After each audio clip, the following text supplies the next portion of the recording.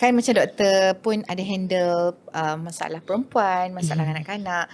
Jadi selepas ibu bersalin yang mengalami masalah postpartum depression, adakah tu satu benda yang tak boleh dibawa main-main? Sebab mungkin ada setengah orang, kenapa dia ni jadi masalah ni? Mesti kau tu yang lemah kan? Doktor pernah jumpa sendiri tak yang depan mata macam mana kan? Ada. Sebenarnya dia tak ada kena-mengena sangat dengan lemahnya iman. Sebab dia macam penyakit lah, macam kita batuk semua. Kita ada environment yang trigger kita dapat batuk semua kan. Macam tu juga postpartum depression lah. Ada benda juga yang trigger dia untuk dapat postpartum depression, which is banyak lah.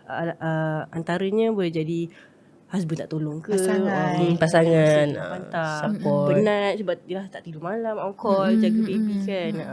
Masalah menyusu lagi lah, sakit crack lah, masalah nak pump lah lagi. So it's memberi, we feel overwhelmed lah as kita dah ada anak kan. So kita pernah rasa benda tu kan. So dan tak ada support daripada husband and family. Benda tu yang buat kita trigger jugalah berdouble masalah tu lah.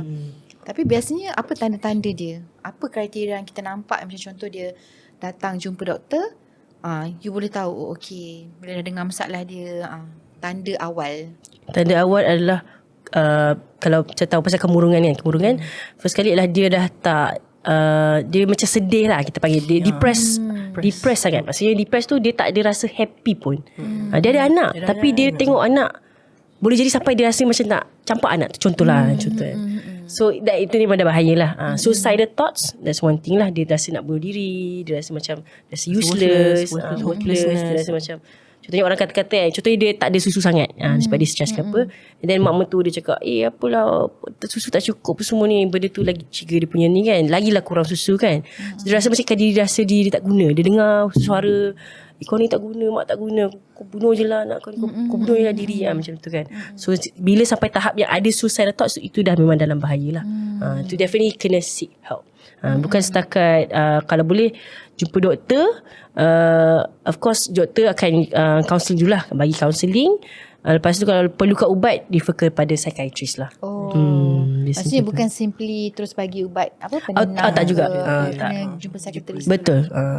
Tapi tengok juga agresif ni tu macam mana lah. Maksud kalau sampai tahap yang dia dah kelar tangan, ataupun dah jumpa dia terbaring dekat ni, memang kena bawa terus ke emergency lah. Ataupun kita panggil histeria kan. Kita panggil histeria.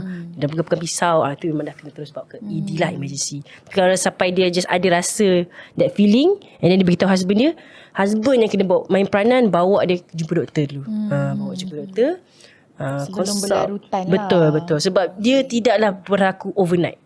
Postpartum depression tu tidaklah hari-hari ni esok terus depression, tak. Biasa ambil masa. Dengan sebab itulah kita ada macam bila orang-orang tua kita kata jaga betul-betul masa pantang tu semua kan. Jadi sebenarnya can relate lah. Dan juga support system memang sangat kuat, sangat perlu. Betul. Hai, Assalamualaikum. Saya Dr. Anis. Untuk anda yang masih tercari-cari nak buat gigi kat mana, jom ke Avicenna. Saya daripada Klinik Pergigian Avicenna. Kami ada 16 branch. Dan juga siapa kat sini nak cuci gigi, nak buat braces, dan yang paling bestnya kita ada treatment aligner. Dan selain tu juga untuk anda yang nak bawa anak-anak jumpa pakar pergigian kanak-kanak, hanya di Avicenna Kajang. Jadi tunggu apa lagi? Jom ke Avicenna.